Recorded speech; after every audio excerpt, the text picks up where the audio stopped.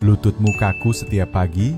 Bisa jadi tandanya sendi kamu sedang menjerit minta tolong. Assalamualaikum warahmatullahi wabarakatuh, Sobat Sehat. Hari ini saya datang bukan sebagai MC, tapi sebagai anak.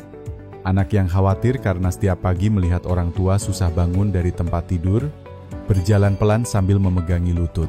Bunyi krek kecil itu sekarang jadi bunyi yang paling bikin saya takut. Lutut yang sakit itu bukan hanya soal nyeri, itu soal kehilangan.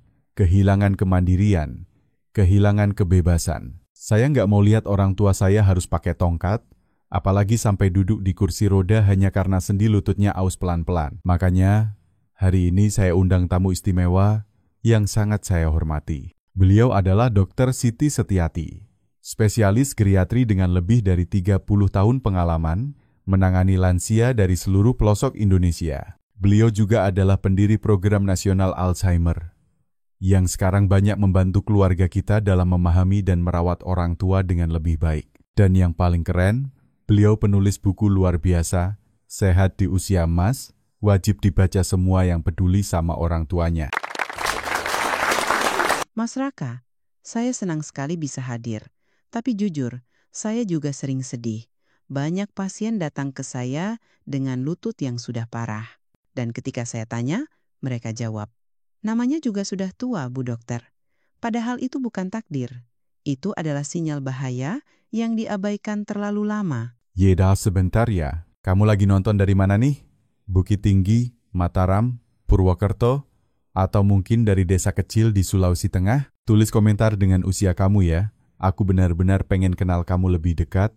Semua komentar bakal aku baca dan aku usahakan balas satu persatu. Bu Dokter, banyak yang bilang, lutut sakit itu wajar di usia tua. Itu mitos ya? Sangat mitos. Tidak semua orang tua harus menderita nyeri lutut. Nyeri itu bukan bonus usia. Itu tanda bahwa bantalan sendi kamu mulai rusak. Bayangkan sendi itu seperti pintu. Kalau engselnya kering dan karatan, tentu bakal bunyi dan seret kan? Wah, benar juga. Tapi, bisa diperbaiki, Bu? Alhamdulillah, bisa. Tapi harus cepat. Ketika tulang rawan masih belum rusak total, tubuh kita bisa memperbaikinya sendiri. Syaratnya harus diberi nutrisi yang tepat dan gaya hidup yang mendukung. Boleh kasih contoh nyata, Bu Dokter? Tentu, saya punya pasien bernama Bu Asma dari Yogyakarta. Umurnya 68 tahun. Dulu sulit bangun dari sajadah setelah sholat. Lututnya sakit luar biasa. Tapi setelah 6 bulan rutin minum kaldu tulang dan jalan pagi tiap hari, sekarang beliau bisa naik tangga ke masjid tanpa bantuan. Serius? Kuma dari kaldu tulang? Iya, tapi bukan kaldu biasa. Ini kaldu tulang yang direbus perlahan selama minimal 4-6 jam. Isinya kaya kolagen, kalsium, dan zat anti radang alami. Itu yang bantu tubuh Bu Asma memperbaiki bantalan lututnya. Kita pikir kaldu cuma bikin sop enak, ternyata bisa jadi penyelamat lutut. Betul, Mas Raka. Banyak orang salah fokus. Mereka hanya minum obat penghilang nyeri, tapi tidak menutrisi sendi dari dalam. Padahal tubuh kita butuh bahan baku untuk membangun kembali jaringan yang rusak. Tapi gimana sih kerja kaldu tulang itu? Begini, kolagen dari kaldu akan dipecah jadi molekul kecil oleh sistem pencernaan. Lalu masuk ke aliran darah dan sampai ke sendi. Di sana, dia akan membantu memperbaiki tulang rawan yang retak halus atau menipis. Jadi ini kayak pelumas alami? Tepat, tanpa efek samping obat, tanpa operasi mahal, tapi dengan syarat harus rutin, sabar, dan disertai pola hidup sehat. Kalau begitu, kita bisa mulai dari dapur ya, Bu? Betul. Sehat itu bukan selalu soal rumah sakit, tapi soal kebiasaan di rumah sendiri. Mulai dari dapur, mulai dari semangkuk kaldu, mulai dari sekarang. Wah, ini luar biasa. Tapi saya masih penasaran banget, Bu. Gimana sih cara masak kaldu yang benar? Apa semua orang bisa bikin? Dan gimana kalau punya asam urat? Nah, itu penting banget. Jangan sampai salah. Saya jelaskan nanti ya. Bu Dokter, tadi Ibu bilang cara masak kaldu juga penting. Bisa dijelaskan nggak sih gimana prosesnya biar khasiatnya maksimal? Tentu, Mas Raka. Banyak orang cuma asal rebus, tapi kalau mau khasiatnya optimal untuk lutut, harus sabar dan telaten.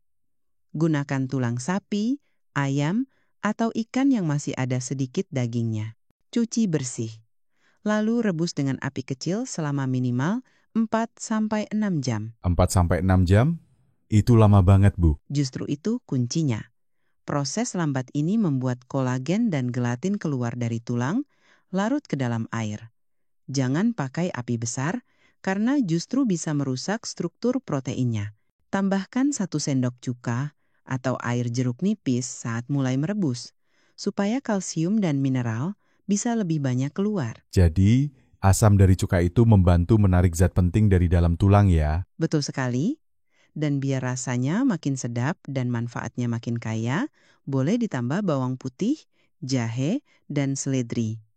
Jahe juga bantu atasi peradangan alami. Wah, saya bisa bayangkan wanginya tuh udah bikin tenang sebelum diminum. Iya, itu kenapa banyak pasien saya bilang, setelah minum kaldu hangat, mereka merasa tubuh lebih ringan dan tidur lebih nyenyak.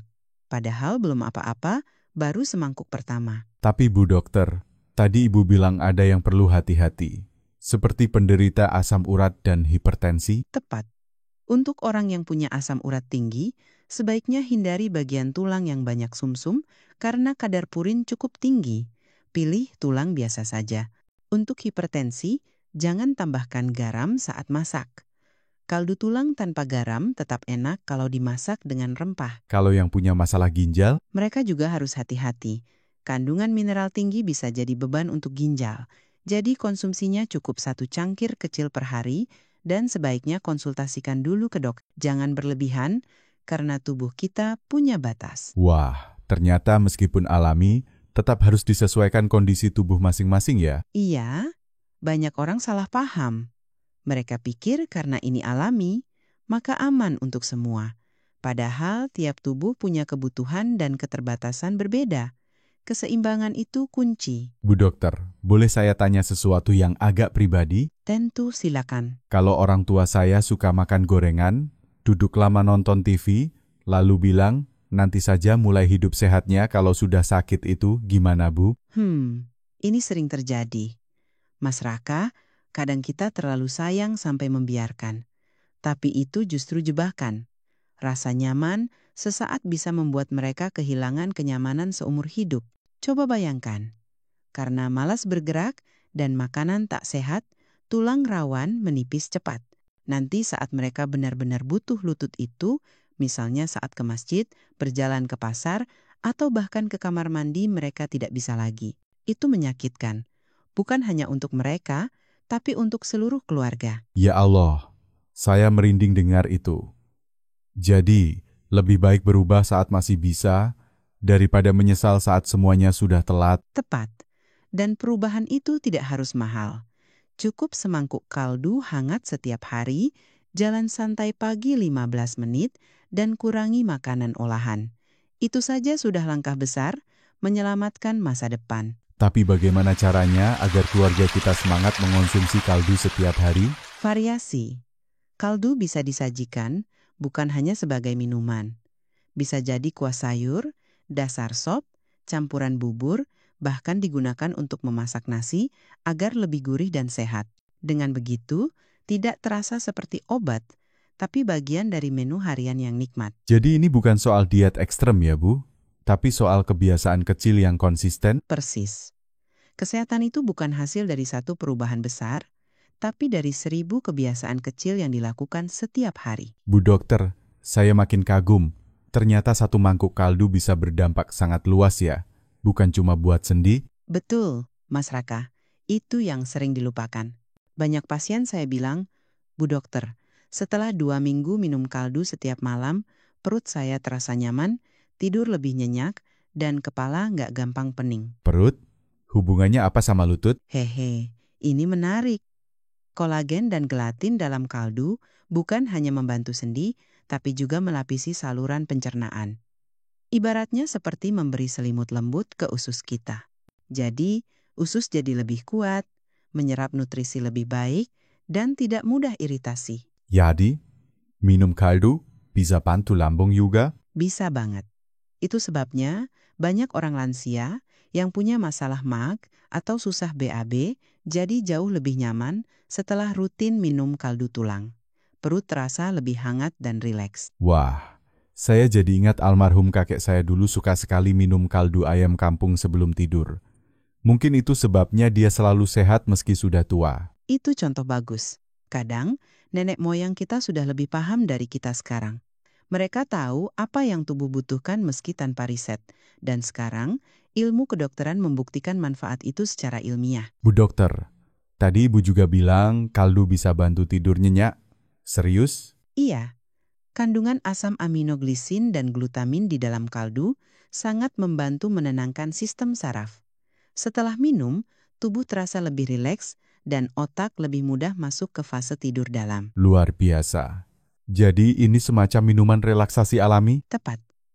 Tanpa obat tidur, tanpa efek samping.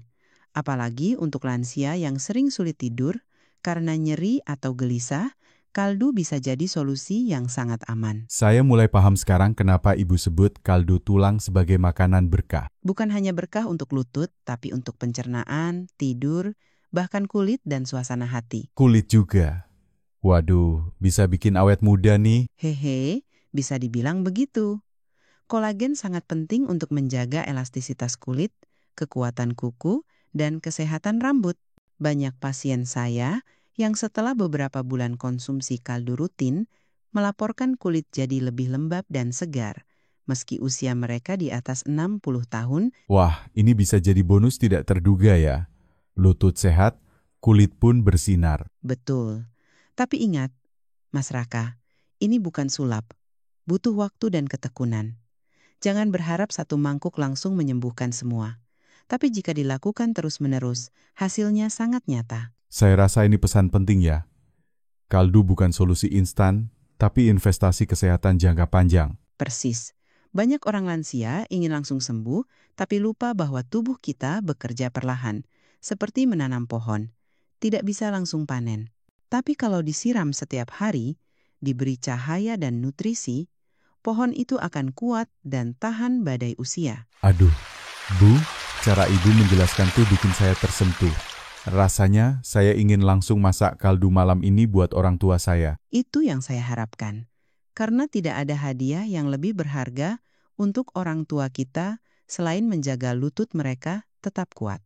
Supaya mereka bisa terus sujud, melangkah ke masjid, memeluk cucu, dan menikmati masa tua dengan bahagia. Setuju. Tapi Bu, ada satu pertanyaan terakhir dari saya. Bagaimana agar manfaat kaldu tulang ini bisa benar-benar maksimal? Apa hanya minum saja cukup? Nah, ini yang harus kita bahas di segmen berikutnya, Mas Raka. Karena kaldu memang luar biasa, tapi kalau tidak dibarengi dengan pola hidup yang tepat, hasilnya tidak akan optimal. Bu dokter, tadi ibu bilang kaldu tulang harus disertai pola hidup sehat agar manfaatnya maksimal. Bisa dijelaskan lebih rinci? Tentu, kaldu itu ibarat bahan bakar untuk memperbaiki sendi. Tapi agar mesin tubuh bisa bekerja optimal, kita butuh pergerakan, nutrisi seimbang, dan istirahat cukup. Jadi cuma minum kaldu tanpa gerak, hasilnya nggak maksimal? Betul sekali, banyak orang tua mengira diam saja itu baik buat lutut. Padahal, justru kebalikannya. Sendi itu butuh gerakan agar cairan sendi terus terproduksi. Kalau terlalu lama duduk atau berbaring, sendi malah jadi kaku dan gampang rusak. Lalu gerakan seperti apa yang disarankan untuk orang tua? Yang ringan, tapi rutin. Jalan pagi selama 15-20 menit. Peregangan ringan setelah bangun tidur dan menghindari duduk lebih dari 30 menit tanpa berdiri. Saya jadi teringat ibu saya yang suka duduk lama nonton sinetron. Kadang 3 episode tanpa berdiri. Nah, itu kebiasaan yang harus diubah. Sinetron boleh, tapi diselingi berdiri, jalan pelan di dalam rumah, atau sekadar gerakan lutut dan pergelangan kaki. Lalu soal makanan pendamping. Selain kaldu, tulang apalagi yang bagus? Makanan Indonesia itu sebenarnya sangat kaya nutrisi. Sayur hijau seperti bayam, daun kelor, brokoli sangat bagus untuk tulang dan sendi. Buah seperti pisang dan pepaya membantu mencegah kram dan menjaga keseimbangan elektrolit. Dan jangan lupa, tempe makanan sederhana tapi kaya protein dan isoflavon yang bantu menjaga tulang tetap kuat. Tempe? Kita pikir kumalog biasa. Hehe, justru itu. Tempe itu superfood Indonesia. Banyak lansia di kampung yang tetap lincah sampai usia 70 tahun karena rutin makan tempe dan jalan pagi ke pasar. Saya makin sadar sekarang. Ternyata kunci sehat itu ada di sekitar kita ya. Betul, tidak perlu suplemen mahal. Air kelapa segar, tempe, pisang, kaldu tulang itu semua bisa didapat di pasar tradisional dengan harga terjangkau. Tapi Bu, bagaimana jika orang tua kita susah diajak berubah? Mereka sering berkata, saya sudah tua, sudah biasa begini. Itu yang saya sebut sebagai perang lembut. Kita harus sabar, tapi juga tegas. Ajak mereka dengan contoh. Jangan hanya menyuruh. Misalnya, ajak jalan pagi bareng atau masak kaldu bersama-sama. Jadikan itu momen keluarga, bukan perintah. Saya suka sekali ide itu. Buat momen sehat, jadi waktu berkualitas bersama keluarga. Itulah kekuatan kebiasaan. Kalau dilakukan bersama, hasilnya lebih konsisten dan penuh cinta. Bu dokter, boleh cerita satu kisah pasien lagi yang berhasil mengubah hidupnya dengan kaldu tulang? Tentu. Saya ingat Pak Slamet dari Magelang, usia 72. Dulu, beliau harus dipapah ke masjid. Kakinya gemetar, lutut sakit, dan gampang jatuh.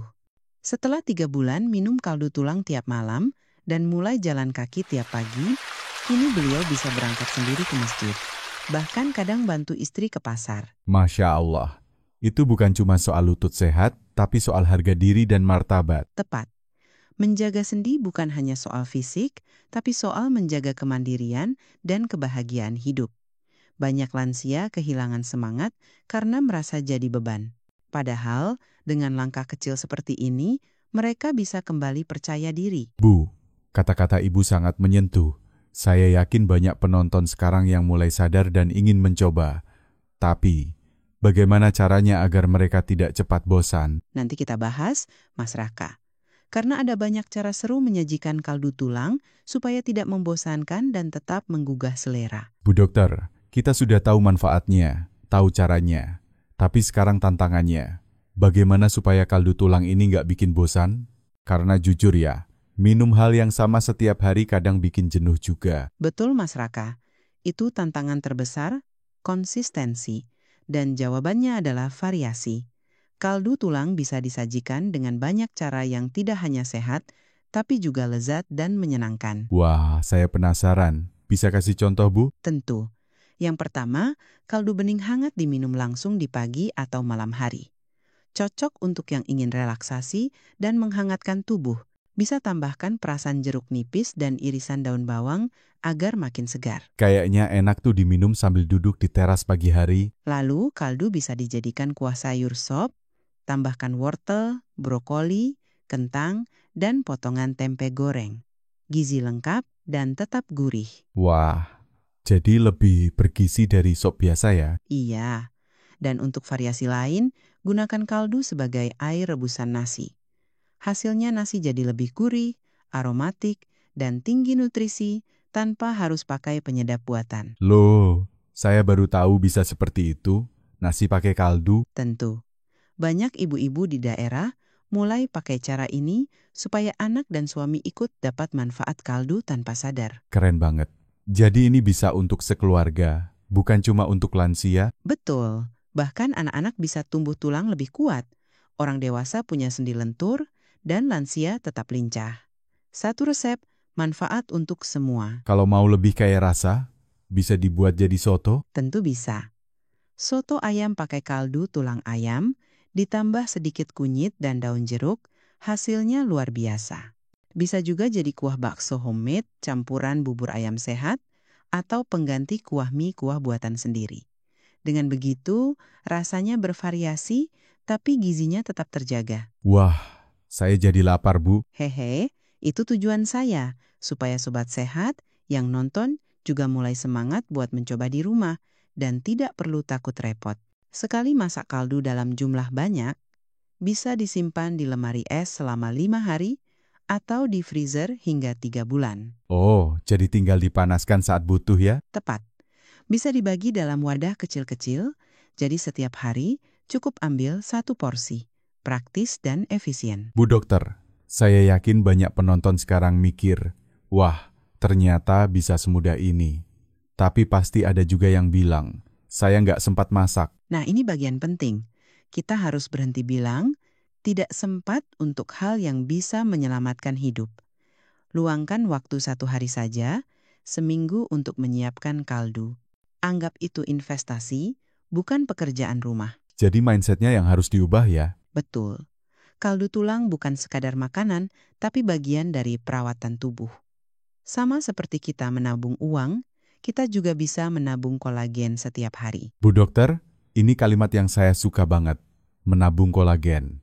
Karena usia boleh nambah, tapi sendi kita tetap bisa dijaga muda. Itulah intinya. Bukan soal umur, tapi soal kualitas hidup di usia itu. Dengan kaldu tulang dan kebiasaan sehat lainnya, orang tua kita bisa tetap mandiri, aktif, dan bahagia. Dan tentu, tidak jadi beban bagi keluarga. Justru jadi inspirasi bagi anak cucu. Amin. Saya selalu bilang, lansia bukan beban. Mereka adalah harta keluarga. Tapi, agar mereka bisa terus bersinar, mereka juga butuh dukungan dan perhatian dari kita, termasuk dari hal kecil, seperti semangkuk kaldu hangat. Bu dokter, saya rasa hari ini kita semua sudah belajar banyak. Tapi sebelum kita akhiri, saya ingin minta satu pesan terakhir dari Ibu. Sesuatu yang bisa menggugah hati semua yang nonton hari ini. Baik Mas Raka, untuk semua sobat sehat di rumah, saya ingin kalian berhenti sejenak, tarik napas, dan bayangkan ini. Bayangkan diri kalian atau orang tua kalian tidak bisa lagi sujud dengan tenang. Tidak bisa naik tangga, tidak bisa pergi ke masjid sendiri. Harus menunggu dibantu, bahkan ke kamar mandi pun harus dipapah. Itu bukan karena usia, tapi karena sendi yang dibiarkan rusak tanpa pernah diberi kesempatan untuk pulih. Dan semuanya bisa dimulai dari pilihan kecil setiap hari. 1 mangkuk kaldu, 1 putaran jalan pagi, 1 tekad untuk berubah. Bu, kata-kata Ibu itu seperti tamparan lembut ya. Tapi saya yakin banyak yang tersadar sekarang. Itu memang niat saya, karena saya cinta pasien-pasien saya. Saya ingin mereka tetap bisa menyisir rambut sendiri, makan sendiri, pergi ke pengajian tanpa digandeng. Kaldu tulang bukanlah ramuan ajaib, tapi ia memberi kesempatan bagi tubuh untuk memperbaiki diri dengan cara yang alami, murah, dan penuh berkah. Dan kita semua bisa mulai hari ini. Tanpa nunggu sakit dulu, tanpa nunggu dokter yang menyuruh. Tepat. Jadikan kaldu tulang bukan hanya menu makan, tapi ritual cinta untuk tubuh sendiri. Karena tubuh kita sudah menemani kita selama puluhan tahun, sekarang giliran kita merawatnya. Saya pribadi, malam ini akan mulai bikin kaldu tulang pertama saya. Bukan hanya untuk orang tua, tapi juga untuk diri saya sendiri. Dan saya ajak sobat sehat di seluruh Indonesia untuk ikut. Mulailah dari dapur, dari semangkuk kecil, dari niat besar. Karena seperti yang saya selalu katakan, sendi sehat bukan soal umur, tapi soal usaha. Terima kasih Bu Dokter atas ilmu dan ketulusannya. Semoga Allah memberkahi Ibu dan semua sobat sehat yang nonton hari ini. Amin. Sehat selalu Mas Raka. Dan untuk semua lansia di luar sana, jangan menyerah.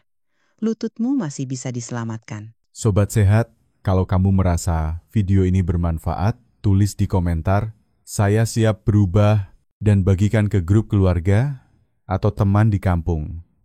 Siapa tahu, 1 mangkuk kaldu bisa menyelamatkan 1 langkah orang tua kita. Terima kasih sudah menyaksikan. Jangan lupa, sehat itu hak semua orang, tapi menjaga itu tanggung jawab kita bersama. Sampai jumpa di episode berikutnya. Wassalamualaikum warahmatullahi wabarakatuh.